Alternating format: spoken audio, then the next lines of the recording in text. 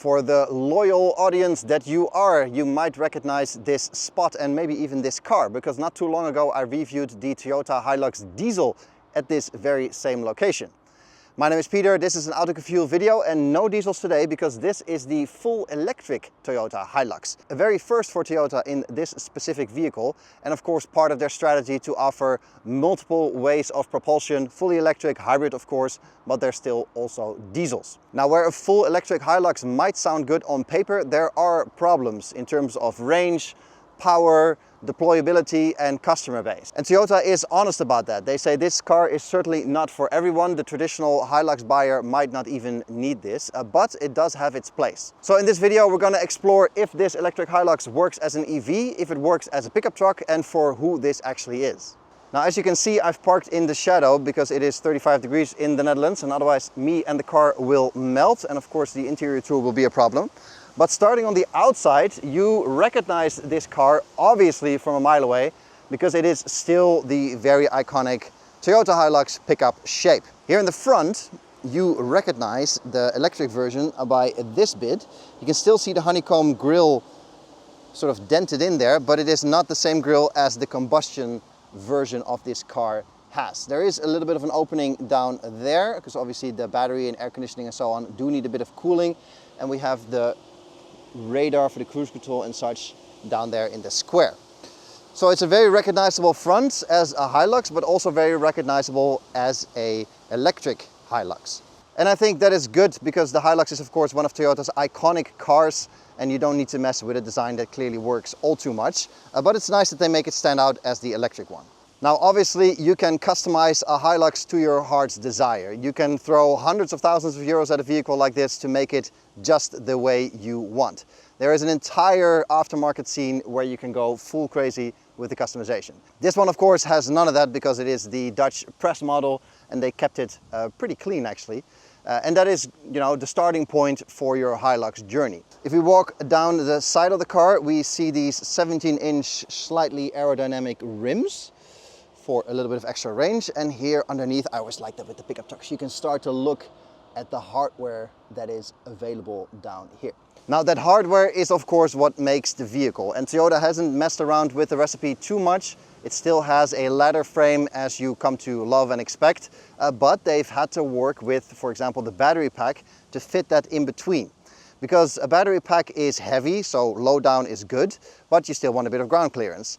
A battery pack is also very stiff, and a pickup truck, and when you go off-roading, you want a little bit of flex in the chassis, in the ladder frame, especially in this case. So they've had to engineer it in such a way that the battery pack fits in the ladder frame, still is protected from the bottom, but doesn't take away that little bit of flex that you want from the chassis. So it does come with some challenges, but other than that, you can see it is the double cab version here, where you have rear seats.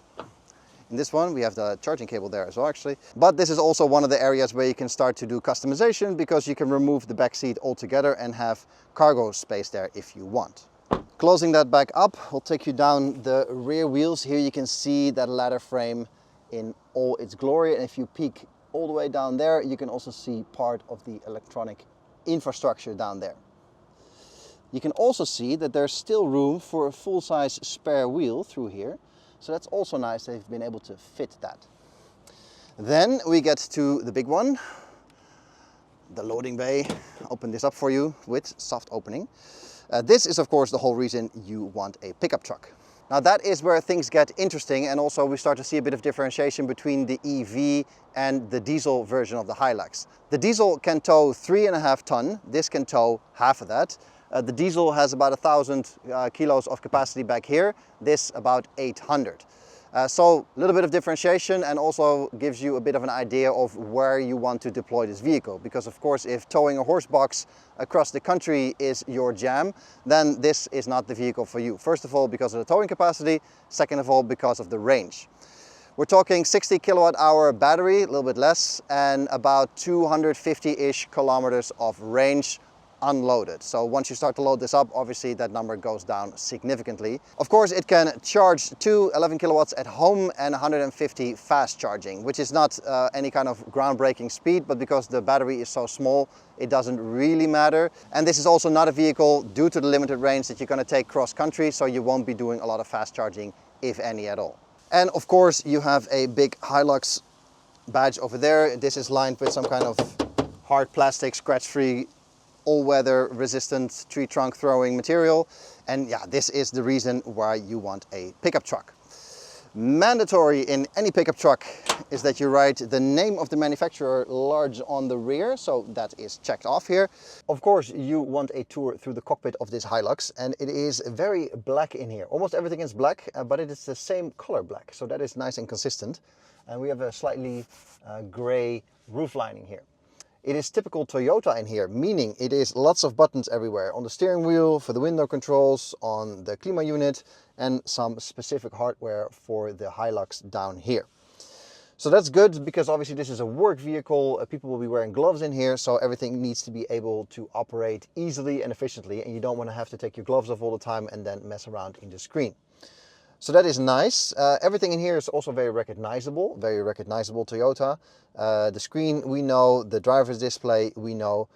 Everything feels very familiar here if you've been in other Toyotas. Now the buttons are great, but what's not so great is that you have to use those buttons to turn off your driving aids, for example. Your lane departure, your traffic sign recognition, those kind of things. They don't have a dedicated button or anything. You need to go through all kinds of menus here with the joypad and then select from a long list of 3-letter acronyms what you want to turn on and off. And that is not functional, I think, especially not in a work vehicle like this. I can sort of forgive it in a Toyota Yaris that you drive on the street. But this is a vehicle you're going to be driving in a zoo, in a mine, on a beach, those kind of things, where it is just annoying that every time you start the car, you have to start messing around, going through the menu. I think they should have made a dedicated button here, maybe something like Renault with the 2-tap personal profile setting, or just any button that makes you go straight to that menu and straight to some kind of saved situation, because you know it's a software solution in the end, so they can put a new button in somewhere and just connect it that way. But maybe that's just me. It is nice to have buttons for your systems here, cruise control on the right of the steering wheel. Like I said, dedicated buttons for your Klima, so that is all very nice. Everything in here also feels high quality, very Toyota, so nothing is creaking, nothing is moving, everything feels solid, and that is exactly what you want from a vehicle like this. It's confidence inspiring. You know, you sit high up, you use this as a work vehicle, so you know you want to use and abuse this vehicle. And everything in here sort of airs the quality that it can handle, use and abuse. So that's nice. The driver's display is a bit busy for my taste. There's a lot of information on there all the time, but you know, it's workable, you get used to it. The display in the middle has all your basic stuff: navigation, music, phone, Android Auto, Apple CarPlay. You can connect all those things, and obviously there's a few dedicated things for the EV that this car in the end is, with your charging schedule and so on. So that's nice. Some specific hardware for the Hilux is, for example, these pop-up cup holders here. They open up into, well, you can use them as an ashtray, I suppose, or to put something in, but mainly they're cup holders. And there's another one on the passenger side. There is a top opening and bottom opening glove box, 2 layers. So that's also very nice and handy. And all around, that is the extra features that you get in this car specifically. When we go to the central tunnel, there is a mode select button for your off-road modes. Multi-terrain select, I think it stands for. So if we press that button, we can go to automatic, dirt, sand, mud, mogul and rock on the terrain selector, where it is the wrong color car, by the way. That's a missed opportunity. So you can select your terrain there if you want to do any kind of off-roading. There's also your drive mode selector if you want to go from eco to sport to normal, which is a useless setting because you're not going to drive this car in eco ever, and sport mode is also not really relevant, so this will always be in normal mode.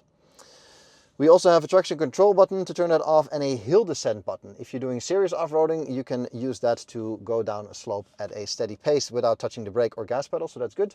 We also have 2 USBs here for charging and connectivity to the system, as well as a wireless charging pad to keep everything charged.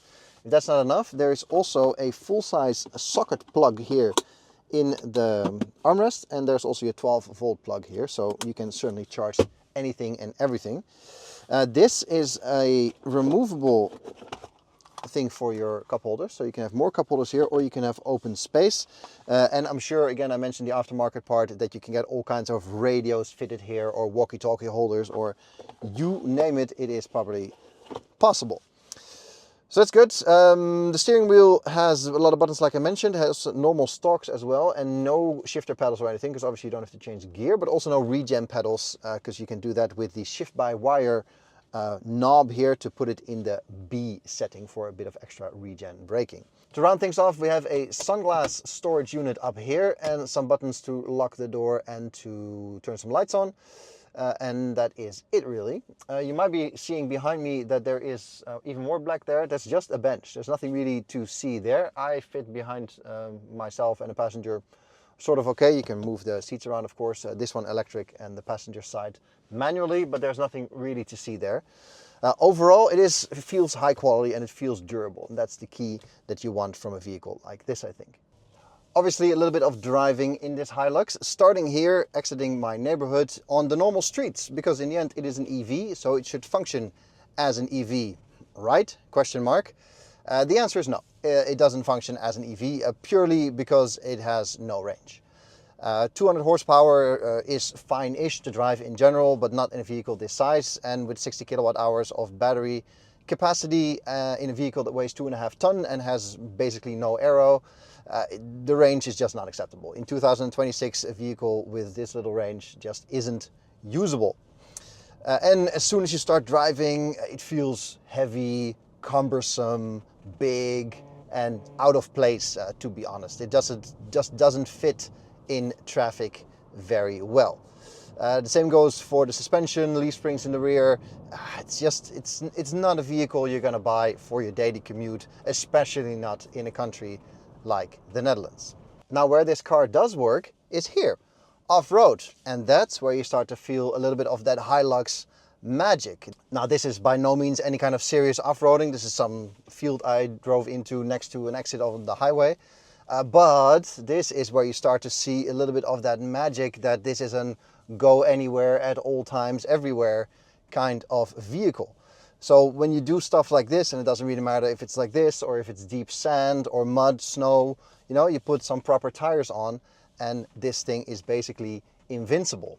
And also things like the suspension, and you know, you can put 3 sheep in the back and drive over your farm. Those kind of things suddenly start to make a lot more sense. And that is really the reason that you want to buy this vehicle, of course, for that invincible capability, that go everywhere feeling. And of course, I do accept that this is by no means testing this vehicle to its very limits, but that's very hard for me to do without a full support crew, because if I get stuck somewhere in the middle of a beach and I have nobody to pull me out, that's of course a disaster. But I think those two little situations here, normal road usage and this off-road use, do highlight what this car is for and why Toyota is positioning it this way. On-road, it doesn't really work. Off-road, it does. And there we have the separation as well between this one and the diesel vehicle. So this is clearly a car designed with a work purpose in mind. Not long distance cruising, not an EV for your daily commute. It is a vehicle that belongs in a field, on a farm, on a beach, in a work environment, and that's what you're going to buy this car for. And that leads us to a slightly complicated conclusion of this video and this electric Hilux. Who's it for? Toyota is honest and says this car is not for everyone, but we have a very specific audience in mind. Think, for example, people that work in an environment where you need all the practicality, but you cannot have a diesel anymore due to an environmental zone, for example. They say somebody with a beach club, you know, that needs to drive around with seats and tables in the back, has to go over the beach and everything, but it's not allowed anymore to have a diesel there. Perfect.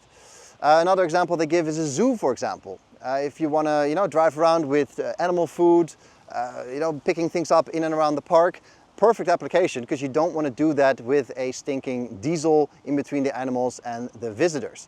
So for those specific niche applications, this is a fantastic solution, because you get the best of everything. You get all the capabilities of a pickup truck, all the reliability of a Hilux, and all the capability of a Hilux without the emissions, without any issues, in a quiet, powerful electric powertrain that can go anywhere at any time. On the other hand, there's people that don't need the full diesel application. So if you have to pull a double horse box across Europe, yes, by all means, get the diesel. It's great for that. It will do the job and get you there every time. But that's not most people. There's also people that just need to, pick up a few things here and there, drive around and want this practicality, but don't need a lot of range. Because 250-ish kilometers is more than enough in between cities. Pick things up from a warehouse, take things somewhere. That's just fine. And you can do it emission-free and carefree with everything that a Hilux is, but with an electric powertrain. So Toyota is honest and says those are the use cases we're aiming for, and it's not going to be a sales volume model or anything, but it's very specific use cases that do have a desire for an electric pickup truck. So that's an honest assessment from Toyota, and I think it's true. I think there are specific use cases where this is fantastic and specific use cases where this makes no sense at all. It is not an EV for the road, absolutely not. This is a work vehicle, and you notice it as soon as you drive on the road that it's uncomfortable there, but out here it is much better, and this is a great working companion, I think. And that is all I got for you in this video. Thanks for watching. Give it a thumbs up if you like it. If you guys are in some kind of off-road club or Hilux club or beach racing club or something, call me, email me, text me, whatever, because I would love to come along for a day and do some proper off-roading and test out what this hardware is really capable of, and we'll make it a fun day out. Until then, thanks for watching, and I'll see you guys in the next video. Cheers!